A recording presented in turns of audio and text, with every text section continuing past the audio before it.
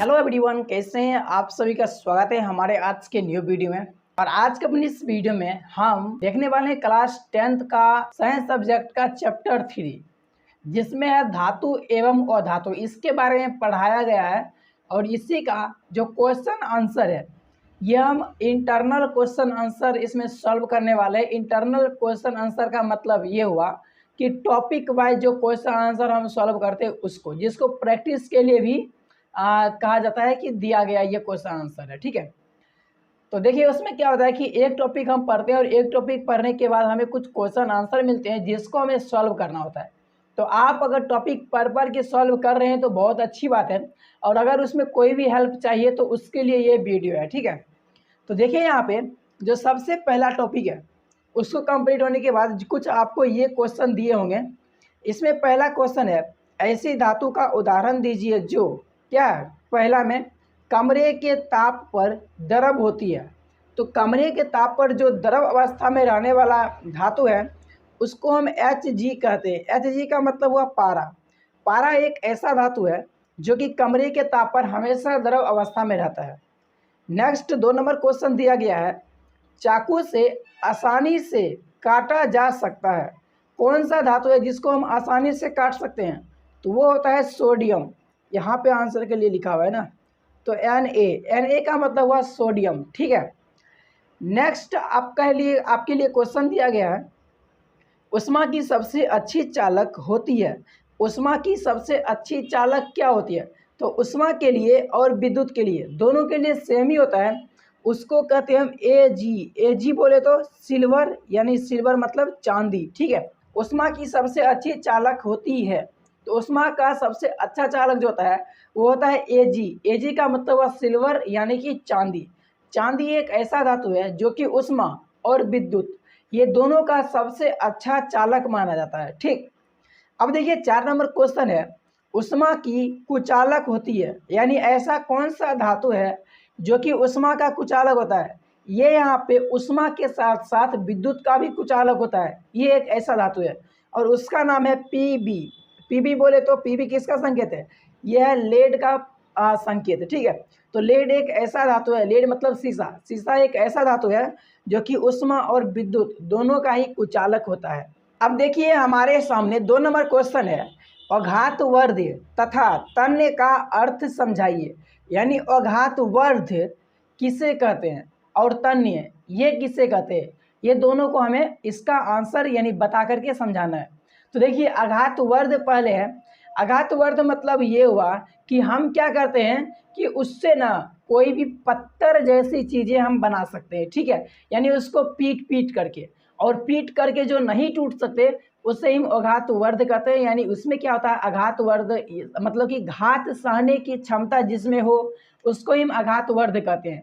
घात सहने का मतलब यानी कि अगर हम उस पर हथौड़ा मारें और वो अगर टूटे नहीं बल्कि नमर करके रह जाए तो उसको हम कहते हैं इसके अंदर अघातवर्ध क्षमता है। ठीक है, यानी वो हो गया अघातवर्ध्यता। तो उसी तरह से देखिए इसमें धातु को पीट कर पतले चादर में बदला जा सकता है।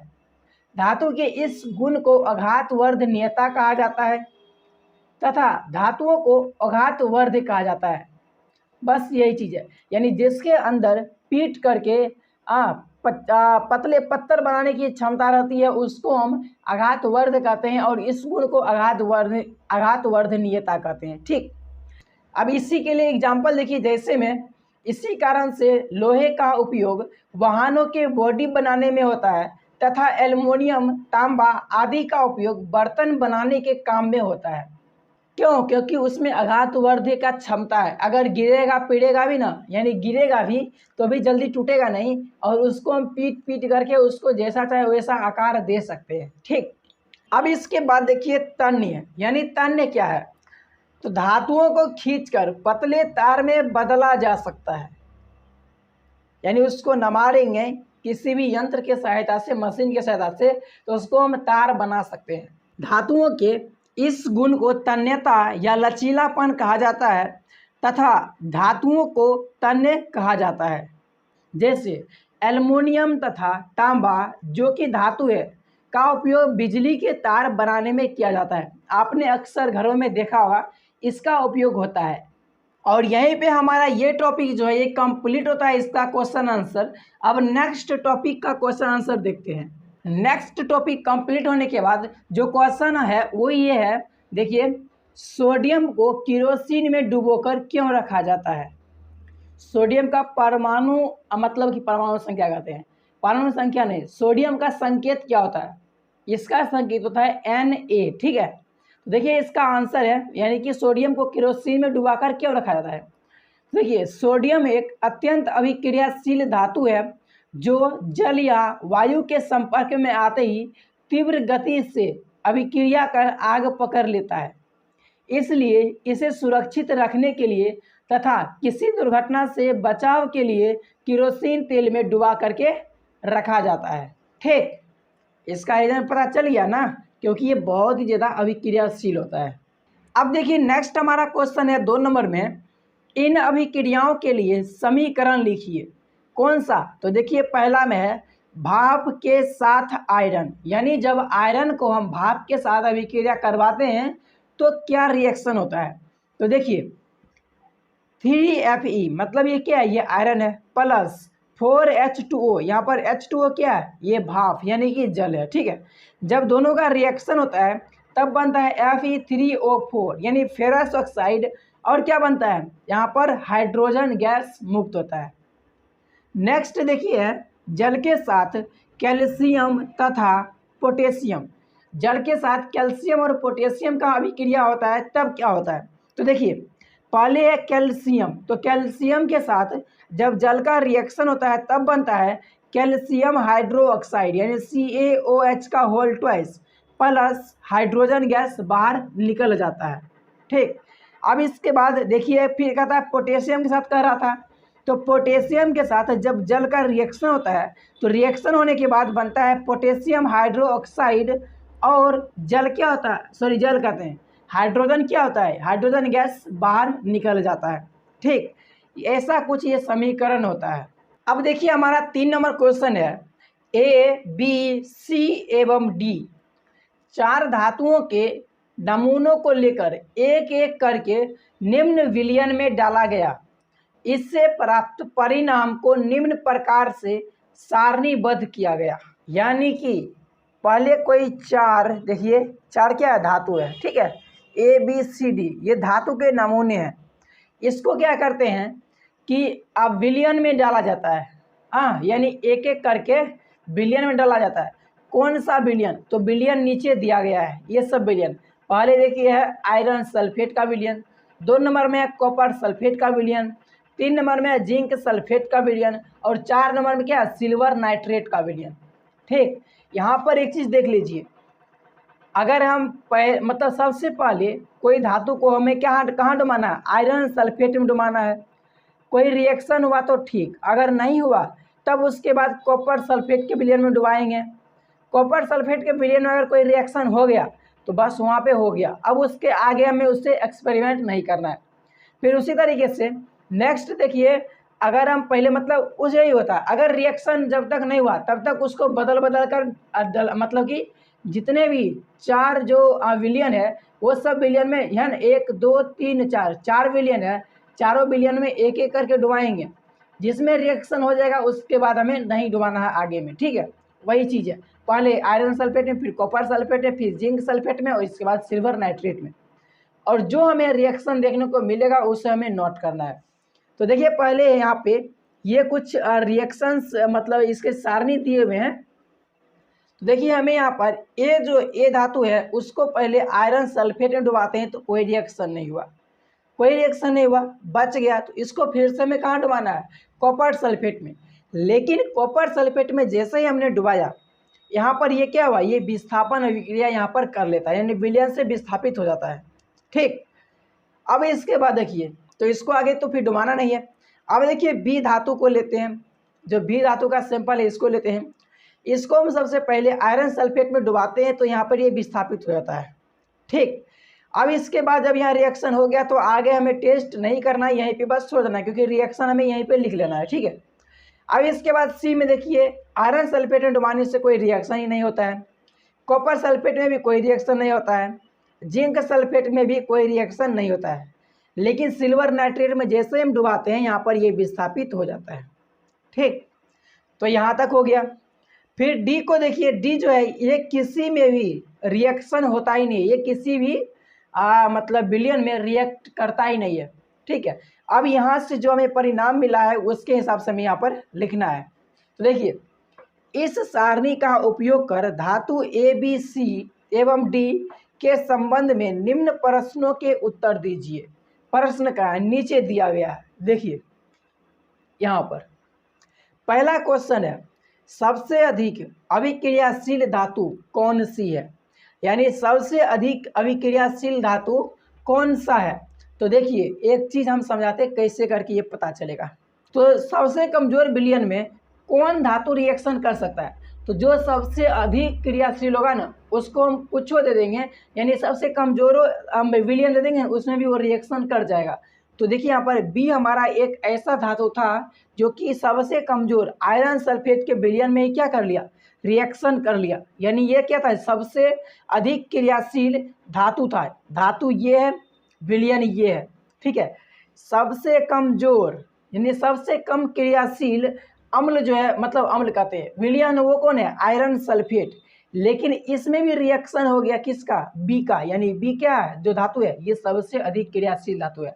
तो यही होगा आंसर। ठीक है, तो पहला जो है ना, देखिए यहाँ पर बी सबसे अधिक अभिक्रियाशील धातु है। ठीक, अब इसके बाद देखिए नेक्स्ट क्वेश्चन हमारा यहाँ पर देखिए क्या है। नेक्स्ट यहाँ पर है 2 नंबर में, धातु बी को कॉपर 2 सल्फेट के विलयन में डाला जाए तो क्या होगा। यानी जो बी हमने जो रिएक्शन करवाया था, जो आयरन सल्फेट में रिएक्शन हो गया था उसका, जो विस्थापित हो चुका था, तो उसी के बारे में कह रहा है कि अगर उसको हम कॉपर सल्फेट के विलयन में अगर डालेंगे तो क्या होगा। तो देखिए, चूंकि बी सबसे अधिक क्रियाशील धातु है, ठीक, तभी तो वो सबसे कम क्रियाशील वाले विलयन के साथ भी रिएक्शन कर लिया। तो यानी क्या है, धातु सबसे अधिक क्रियाशील है, तो बी सबसे अधिक क्रियाशील धातु है। अतः जब बी को कॉपर सल्फेट के विलयन में डाला जाएगा तो बी कॉपर को विस्थापित कर देगा। क्या करेगा, कॉपर को विलयन से विस्थापित कर देगा, यानी हटा देगा। ठीक है, यहाँ से ये हमें आंसर मिल जाता है। अब इसके बाद इसी का 3 नंबर क्वेश्चन देखते हैं। अब देखिए हमारा यहाँ पर 3 नंबर क्वेश्चन है, धातु ए बी सी एवं डी को अभिक्रियाशीलता के घटते हुए क्रम में व्यवस्थित कीजिए। तो देखिए अगर हमें 3 नंबर बनाना है, ठीक है, देखिए इसमें 3 नंबर कहता है ना कि धातु ए बी सी एवं डी को अभिक्रियाशीलता के घटते हुए क्रम में व्यवस्थित कीजिए। इसको बनाने के लिए ना हमें इसको समझना आवश्यक है। अब देखिए कैसे, यहाँ पे कहता है कि मतलब घटते क्रम में लिखना, यानी जो सबसे अधिक क्रियाशील धातु है उसको पहले, उससे कम क्रियाशील जो धातु है उसके बाद में, फिर जो सबसे कम क्रियाशील है उसको लास्ट में लिखना है। लेकिन ये समझेगा कैसे, तो देखिए ये जो विलयन है ना, ये ऐसा है कि ये सबसे ज़्यादा कमज़ोर विलयन है। ठीक है, फिर इसके बाद ये उससे ज़्यादा, मतलब इससे थोड़ा ज़्यादा पावरफुल विलयन है, फिर इससे भी ज़्यादा पावरफुल विलयन ये है, और सबसे ज़्यादा पावरफुल विलयन ये है। ठीक, अब देखिए यहाँ पे जो यहाँ पे रिएक्शन हो गया, ठीक है, आयरन सल्फेट में, यानी कि ये तो कमज़ोर विलयन था, लेकिन इसमें रिएक्शन किसका हो सकता है, जो बहुत ही ज़्यादा क्रियाशील धातु होगा उसी का। तो देखिए बी क्या हुआ, बी का रिएक्शन यहाँ पे हो गया, यानी कि ये जो है सबसे अधिक क्रियाशील धातु था, क्या, बी। तो बी हमारा हो जाएगा 1 नंबर पे। अब इससे कम क्रियाशील कौन सा होगा, जो इससे थोड़ा पावरफुल, यानी इससे थोड़ा ही ज़्यादा पावर हो इसमें, और उस विलयन में जो रिएक्शन करेगा, यानी वो हो गया बी से थोड़ा कम क्रियाशील कौन है, ए है। ठीक, अब इसके बाद देखिए जिंक में तो कोई रिएक्शन हुआ ही नहीं है, तो जिंक में कुछ नहीं। लेकिन देखिए सिल्वर नाइट्रेट जो सबसे अधिक पावरफुल, हाँ, यानी अभिक्रियाशील जो विलयन है उसमें रिएक्शन हुआ है किसका, सी का। ठीक है, यानी सी हमारा सबसे कम क्रियाशील धातु है। ठीक है, तो देखिए 3 नंबर में तो सी हो गया। अब डी में कौन बचा, डी में वो बच गया जो कहीं पे रिएक्शन किया ही नहीं, यानी डी हमारा सबसे कम क्रियाशील धातु है। तो सबसे पहले हो जाएगा बी, इसके बाद हो जाएगा ए, उसके बाद सी, और उसके बाद डी। ठीक है, इस तरह से घटते क्रम में लिख देना है। तो यहाँ पर देख सकते हैं ये उसी तरह से BACD ये सबसे अधिक क्रियाशील और ये सबसे कम क्रियाशील धातु है। ठीक, अब देखिए 4 नंबर हमारा क्वेश्चन है, अभिक्रियाशील धातु को तनु हाइड्रोक्लोरिक अम्ल में डाला जाता है तो कौन सी गैस निकलती है? आयरन के साथ तनु H2SO4 मतलब हो गया, ये हो गया सल्फ्यूरिक अम्ल। ठीक है, यानी आयरन के साथ तनु सल्फ्यूरिक अम्ल की रासायनिक अभिक्रिया लिखिए। ठीक, तो देखिए जब हम न अभिक्रियाशील धातु को अगर हाइड्रोक्लोरिक अम्ल में डालेंगे तो हाइड्रोजन गैस निकलेगा। ठीक, अगर हाइड्रोक्लोरिक अम्ल में कोई भी धातु डालते हैं ना, या एसिड में कोई भी धातु डालते हैं तो हाइड्रोजन गैस निकलता ही है। ठीक है, तो हाइड्रोजन गैस निकलेगा। अब फिर वही कहता है कि आयरन के साथ तनु H2SO4 के रिएक्शन लिखने के लिए, तो आयरन तो ये हो गया और H2SO4 है। ठीक है, जब दोनों का रिएक्शन होगा तो बनेगा FeSO4 यानी फेरस सल्फेट प्लस H2 यानी हाइड्रोजन गैस बाहर निकल जाएगा। ठीक है, ये हो गया केमिकल रिएक्शन इसका। अब देखिए 5 नंबर है, जिंक को आयरन सल्फेट के विलयन में डालने से क्या होता है? इसकी रासायनिक अभिक्रिया लिखिए। अब हमें जिंक को कहाँ डालना है? आयरन सल्फेट के विलयन में, यानी FeSO4 के विलयन में डालेंगे तो रिएक्शन क्या होने वाला है? देखिए जिंक को आयरन सल्फेट के विलयन में डालने से जिंक धातु आयरन को विस्थापित कर देता है तथा जिंक सल्फेट बनाता है। ऐसा क्यों होता है? क्योंकि जो जिंक है ना वो आयरन से अधिक क्रियाशील धातु है। तो ये क्या करेगा कि अपने से, यानी कोई भी अगर रिएक्शन होता है उसमें वो अपने से कम क्रियाशील धातु को विस्थापित कर देता है विलयन से। तो उसी नियम के हिसाब से यहाँ पर जिंक जो है ना वो आयरन को हटा देगा विलयन से और क्या बनेगा? जिंक सल्फेट बनाता है। अब रिएक्शन कुछ ऐसा है, FeSO4 ये क्या है? फेरस सल्फेट यानी आयरन सल्फेट है। ठीक है, आयरन सल्फेट का विलयन में जब जिंक हम डालेंगे तब क्या हो जाएगा? जिंक यहाँ से Fe को हटा देगा तो ZnSO4 बन जाएगा और Fe ये बाहर विलयन से विस्थापित हो जाएगा, ये नीचे बैठ जाएगा। ठीक, तो कुछ ऐसा होगा इसका केमिकल रिएक्शन। तो हम आज के वीडियो में बस इतना ही रहने देते हैं। नेक्स्ट का क्वेश्चन आंसर हम नेक्स्ट पार्ट में बना देंगे, क्योंकि वीडियो काफ़ी लंबा हो जाएगा तो दिक्कत होगा आपको स्टडी करने में और मुझे एडिट करने में। ठीक है, तो चलिए मिलते हैं नेक्स्ट वीडियो में। वीडियो पसंद आया हो तो वीडियो को लाइक करके चैनल को सब्सक्राइब कर दीजिएगा, और अगर कोई डाउट बचा है तो कमेंट बॉक्स का यूज करके आप कमेंट में बताइएगा कि आखिर आपको क्या प्रॉब्लम हो रहा है। ठीक है, बाकी हम मिलते हैं नेक्स्ट वीडियो में, तब तक के लिए बाय बाय एंड जय हिंद जय भारत।